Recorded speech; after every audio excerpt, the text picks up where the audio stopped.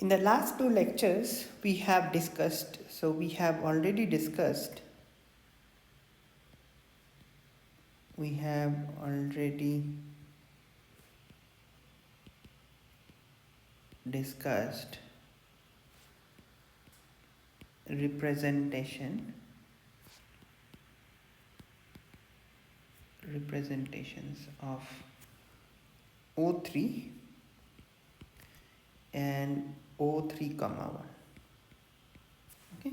So in this lecture, we will discuss Poincare group.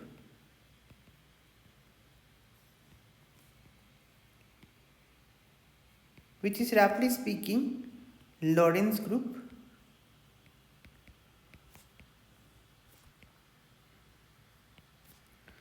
plus translations.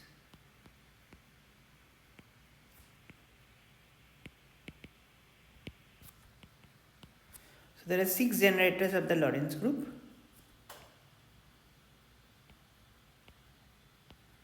And there are 4 generators of the translation, 4 translations.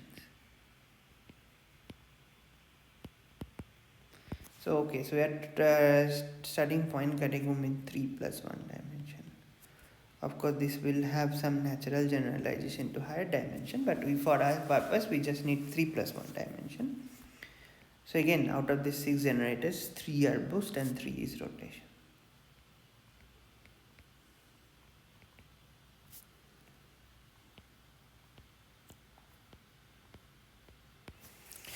The reason we have to study Poincare group is it's extremely important because this is the full symmetry group of Minkowski space.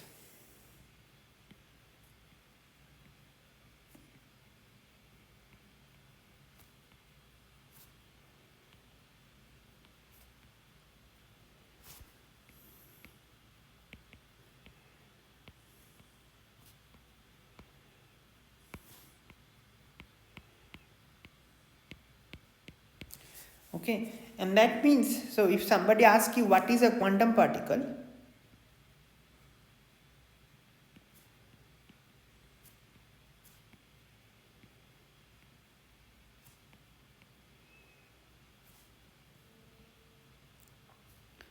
of course, in the context of high energy physics.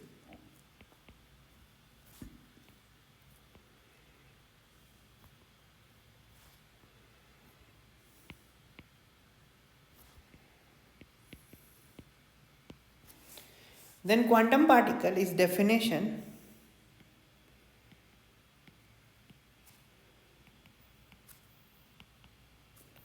it is a representation of the Poincare group.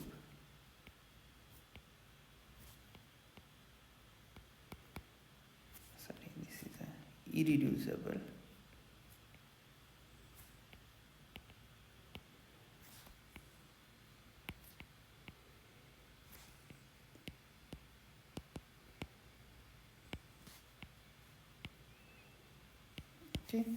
So let's just set up the terminology. So these 6 generators we denote it as J mu nu. And these 4 translations we denote it as P mu.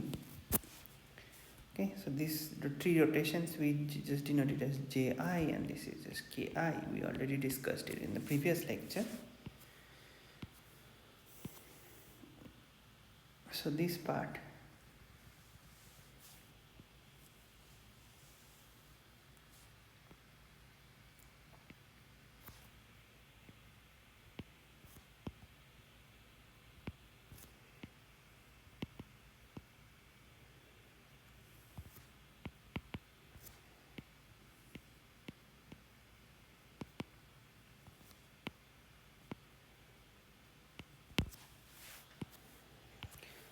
So in this lecture, we will just study this Poincare group. So a very good place to actually, so I strongly recommend a reference is, if you want to know the details, you look at Weinberg QFT book, volume 1, chapter 2. Okay. So in this lecture, we will just give some basic summary points. We will not go into the details. If you are interested to know the details, you should look at this book.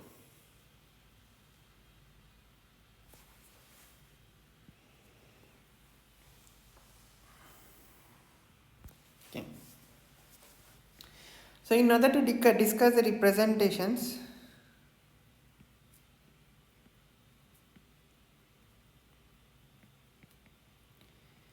we first find the Casimirs. Okay. So what are Casimirs? Casimirs are combination of generators such that they commute with all the generators.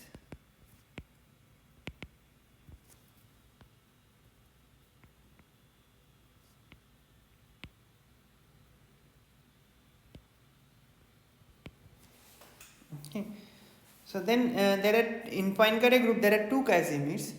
One Casimir is by definition is p mu. Okay, so these are the translation generators.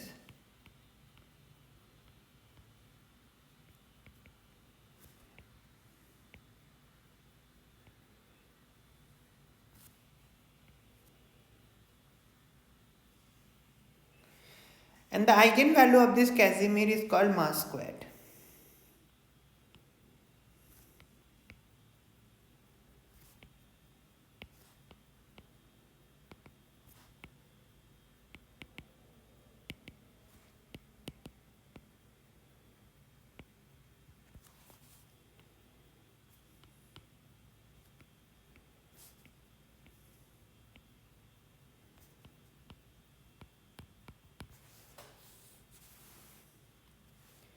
There is a second Casimir, so this is the first Casimir.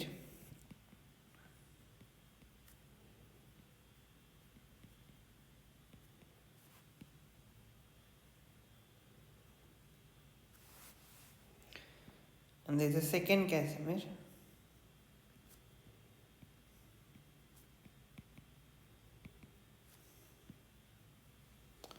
So this is, in order to define that, we have to first define something called Pauli-Lubansky vector.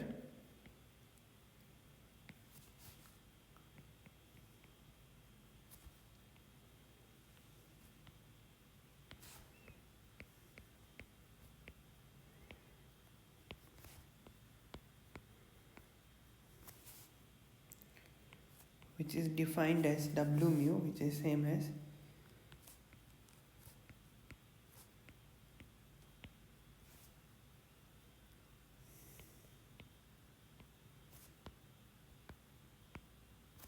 okay, so this is the Pauli-Lubansky vector. And the Casimir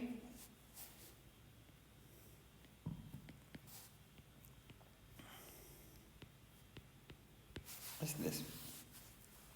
Okay, so this is another Casimir. And so many of you have heard something called spin, and probably somebody has told you that spin is a consequence of relativity and quantum mechanics. So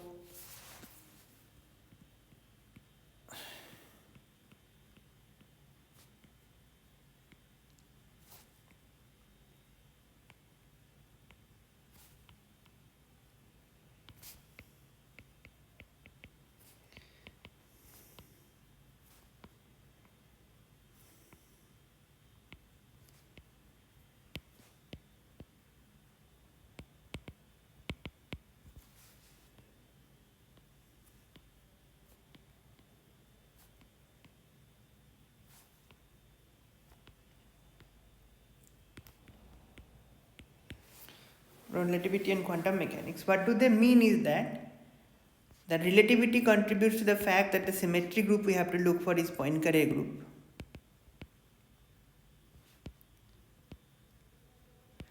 And quantum mechanics in the sense is that we have to look for representations.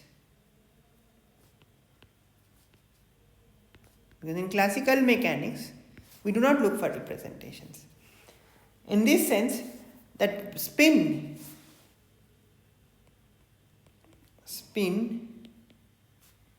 is a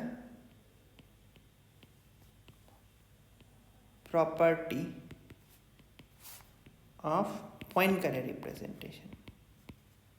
So you must be wondering what property? What do we mean by property? Okay, so what do we mean by property is that we have already defined this Casimir S square. Okay, and then the statement is that spin is given by S square over M square. Okay, well, M square not equal to 0. If M is equal to 0, that's a subtle case. So the eigenvalue of this operator, so you can show that S square over M square. Okay, we will discuss it later. Let's not worry about it. So this is called this is related to spin.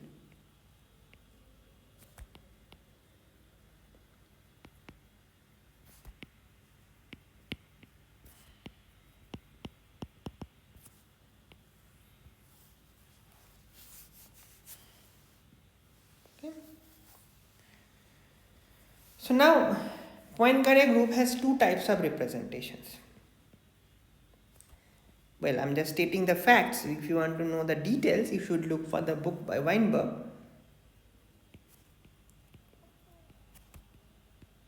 Two types of representations. One is called massive representation.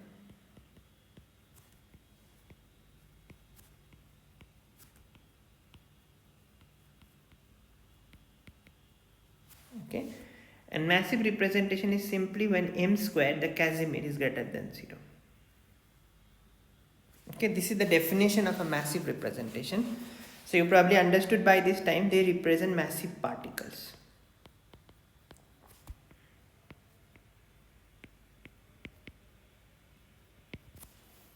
Okay, and the massive representation, then for massive representation, the second Casimir, you can show that A square by M square is always j into j plus 1, but 2j is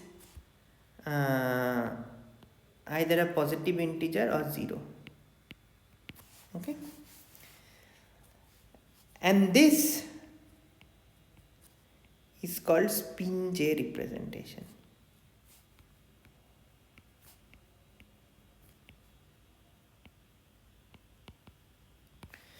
You can show that this representation has 2j plus 1 degrees of freedom.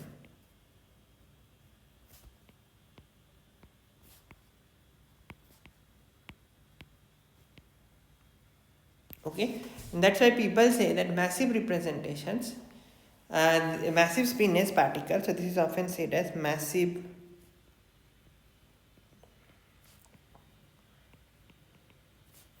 spin is particle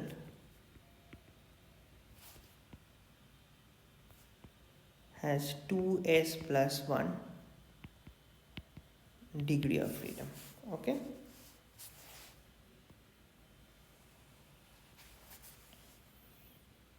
Now there is also something called massless representation.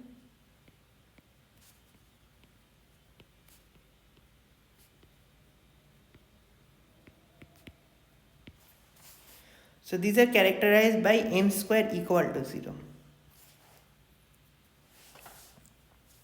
Okay. And the point is that in this case there is also a way to define spin, but the more important point is that a massless particle in 2 dimension, if in 4 dimension,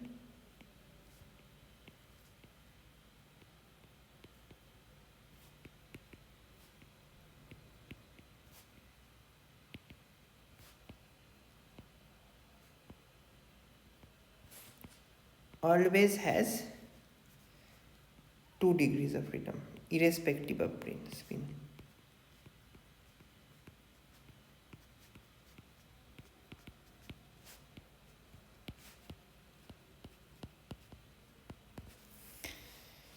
Okay. So actually, the one very important thing, and this was beautifully demonstrated by works of Feynman and Weinberg.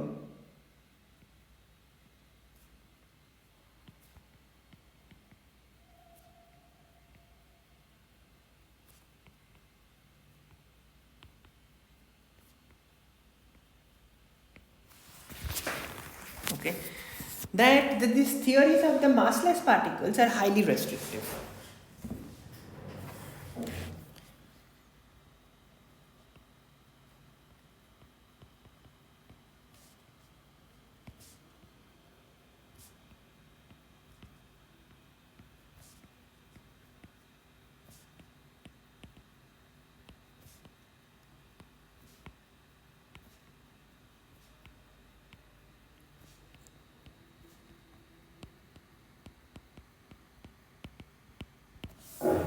Okay, then in a sense very special theories.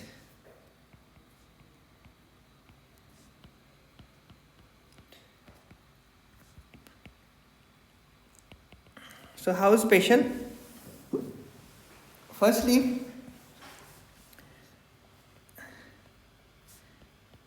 an interacting massless particle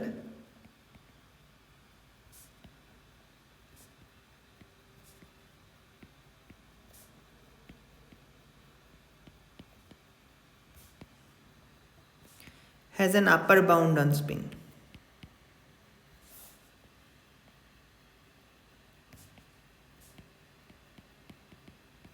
It cannot be more than 2.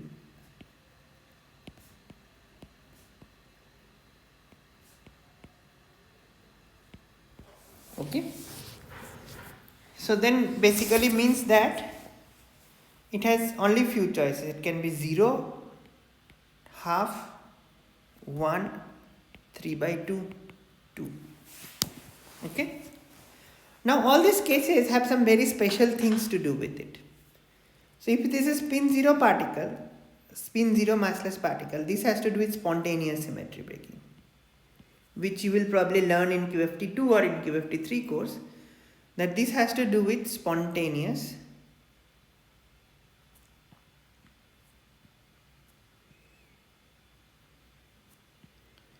symmetry breaking.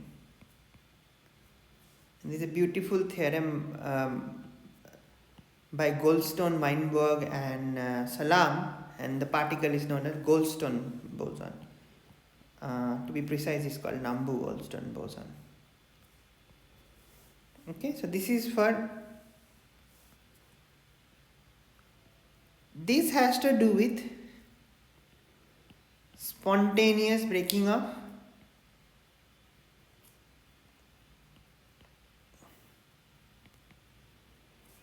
supersymmetry. Again, this was proven by many people, including Abdus Salam, that this is the special case. Okay. Spin 1 particle, the theory is unique and it is Maxwell electrodynamics. So this was shown by Weinberg.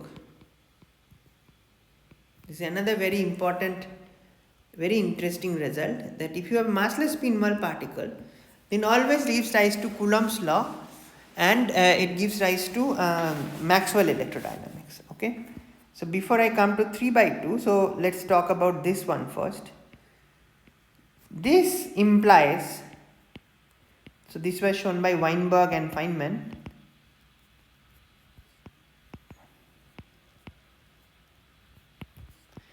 This implies the theory is unique. The theory is unique and it is Einstein's gravity. Einstein's general relativity.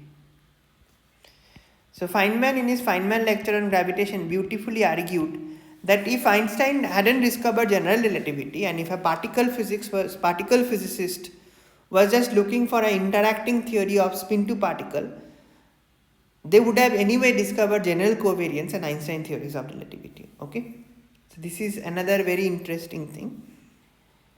And existence of spin 3/2 particle implies existence of spin 2.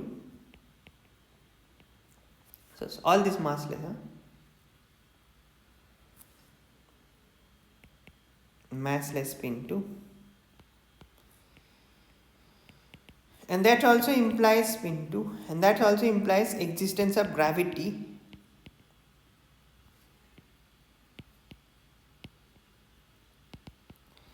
and more importantly something called supergravity. You probably will, some of you who want to know about gravity, more about high energy physics, you will know about this.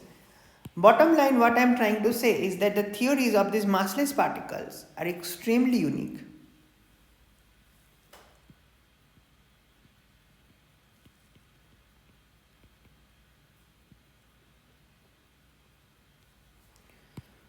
Okay.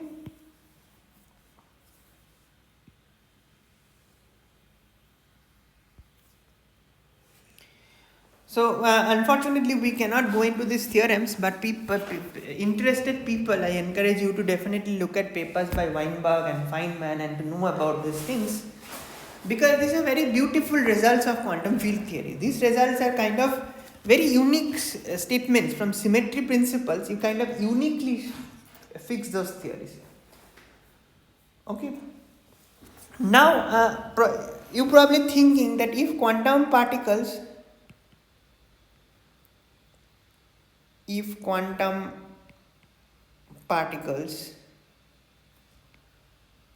are representations of the Poincare group,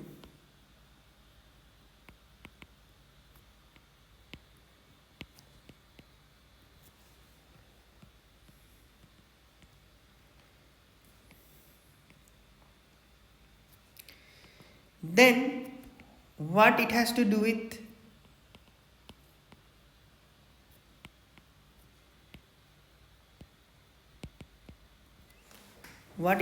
with fields.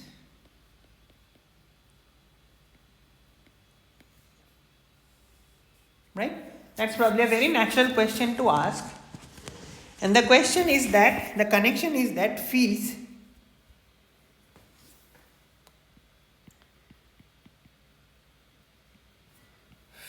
are also representations of the Poincare group.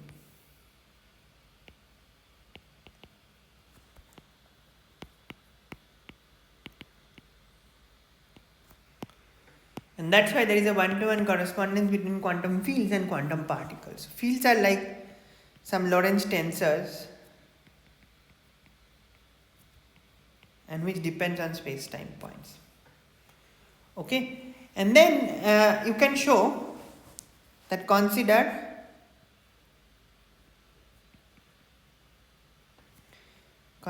a symmetric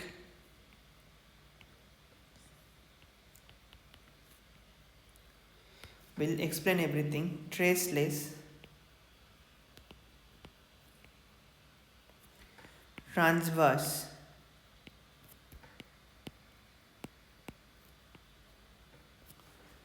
field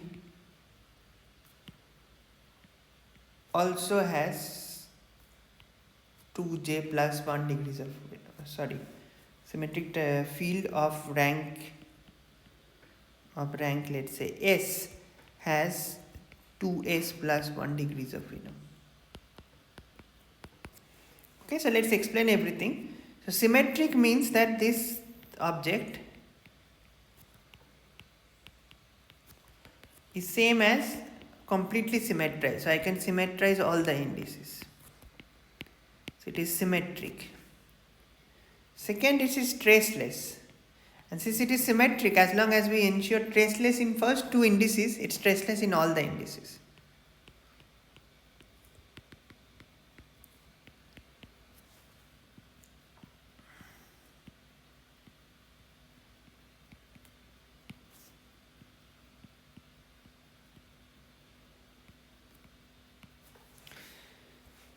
Then transverse Transverse simply means that if I act on a partial derivative on the first index, I mean, since it's symmetric, then it is true for all the indices. This is 0. And then we also have to put equation of motion. Equation of motion, of course, of the free theory, which is simply saying del mu minus m square acting on a mu1 to mu s is equal to 0. This is just simply ensuring that the Casimir, the first Casimir,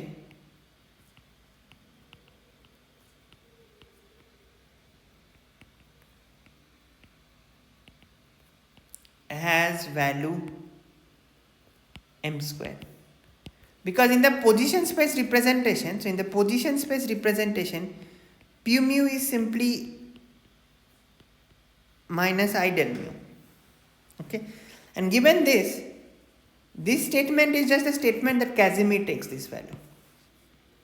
Okay, so that essentially means this equation of motions are simply statements of representation theory.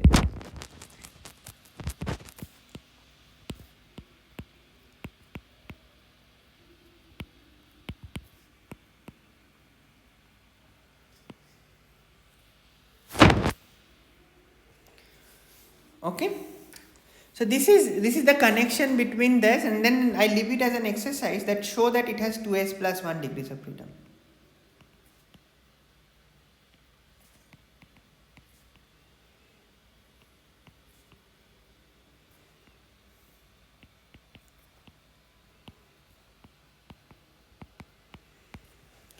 Okay, now of course one can always Fourier transform this, as we have done to quantize the system, quantize the scalar field. So one can always Fourier transform this.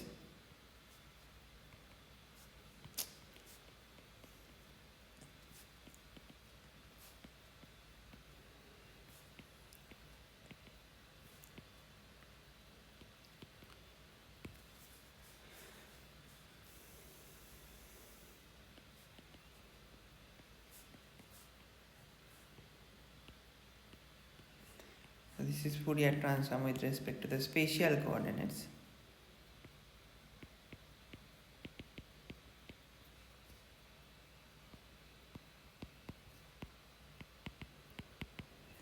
And when we Fourier transform this, these things are called polarization vectors.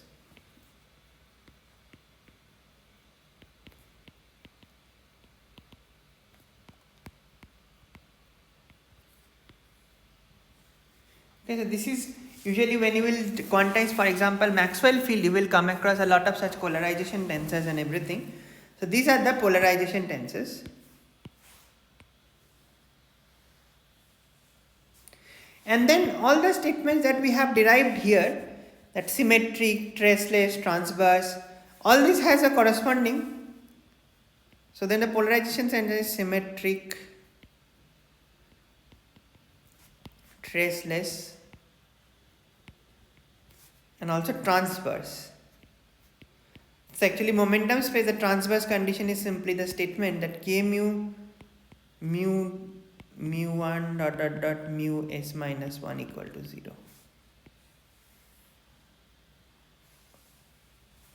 So this is the transverse condition. So then transverse, and then also it satisfies the equation of motion, which is simply saying k square plus m square acting on mu 1 dot mu s equal at k equal to 0.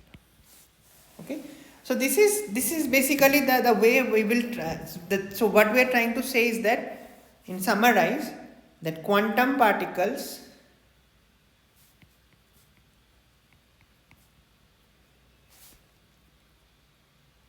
are representations of Poincare group, and so is the fields.